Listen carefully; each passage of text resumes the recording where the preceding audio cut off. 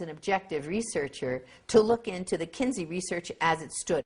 The president of American University at the time was Dr. Richard Berenson, who was later exposed in a sex scandal involving a series of obscene phone calls in which Berenson claimed he had a 4-year-old girl that he kept as a sex slave down in his basement.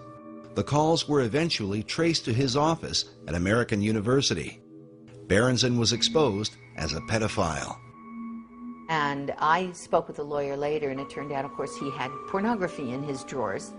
They cleaned out the office, got rid of the pornography, though they found out later, the lawyer did, that it had been there. And he quickly fled, ran to Johns Hopkins University, and entered there and stayed there for, I think it was 3 weeks, and got a clean bill of health from Johns Hopkins, saying that... like psychiatric treatment? Yes. Yes, suddenly he was okay.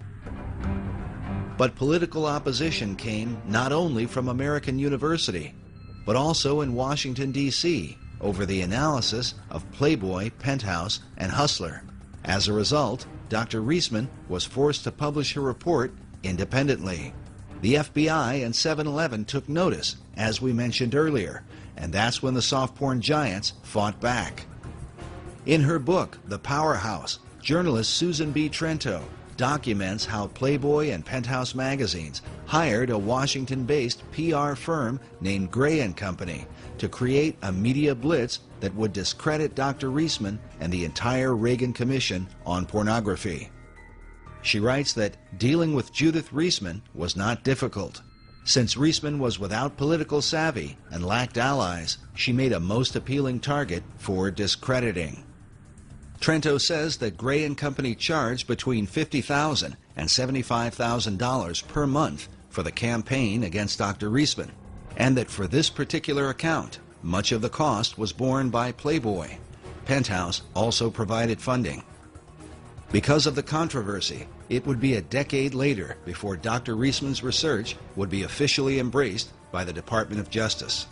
In a letter written by past administrator Robert Sweet, he says, while the massive affluent sex industry has employed nearly every technique in their arsenal, short of violence, to stop Dr. Reisman's work, they have not shown her findings to be incorrect or methodologically flawed in even the smallest detail. Why don't you care more about the children than you do about protecting the finances of the sex industry and the sex establishment? Yes, Judith. Right, the sex industry. Tell me about this sex industry. Dr. Reisman has for years argued against the harmful impact of the sex industry on America's children. Many of the PhDs who teach in our universities have not only been associated with the Journal of Pedophilia, but have also served as the board members for pornographic magazines like Penthouse Forum. These are the people who have designed the programs for sex education in America. Because Kinsey chose to define the pain and suffering of abused children as orgasm, he then argued that children were sexual from birth and should be taught about having sex as soon as possible. While most who promote the programs probably don't know it, this thinking is what lies behind the idea of teaching sex education to kindergartners. I remember him using this in his campaign against me, saying Barack Obama supports teaching sex education to kindergartners. And, you know, which I didn't know what to tell him.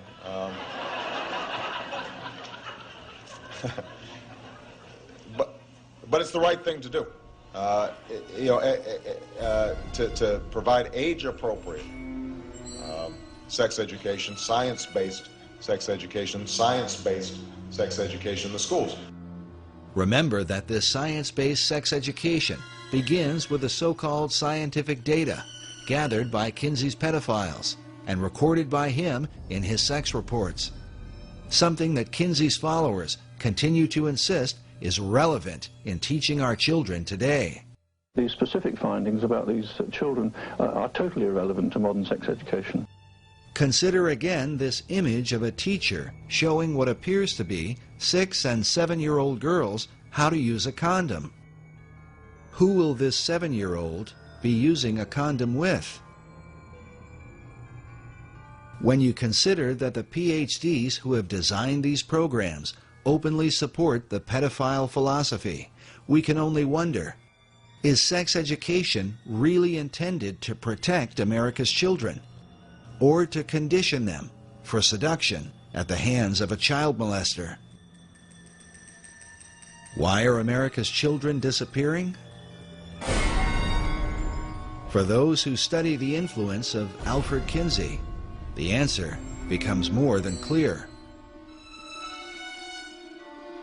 The Kinsey Institute continues to lead the way in sex education and continues to be funded by the American taxpayer. Dr. Reisman believes the Institute should come under an official investigation, something she was prevented from doing during her time at the Department of Justice. The Kinsey Institute was so frightened that the truth would come out. That time it was Reinisch, and then later it would be Bancroft, that they threatened lawsuits to everybody. And they pulled out every stop. They put the arm on everyone politically and institutionally. Their Rockefeller grants, their money, their funding from all kinds of other people would be pulled into play to stop Reisman from looking at the information that was right out there, that belongs in the hands of the American public, so that the American public can make their own decisions about whether this is true, whether I'm wrong and I should be sued or put in jail or something, fine. Or whether they're wrong and we need to have a proper investigation so that the American public knows the truth about our history and how come we're getting to where we are where we are in terms of the kinds of violence that are taking place in society and violence to children.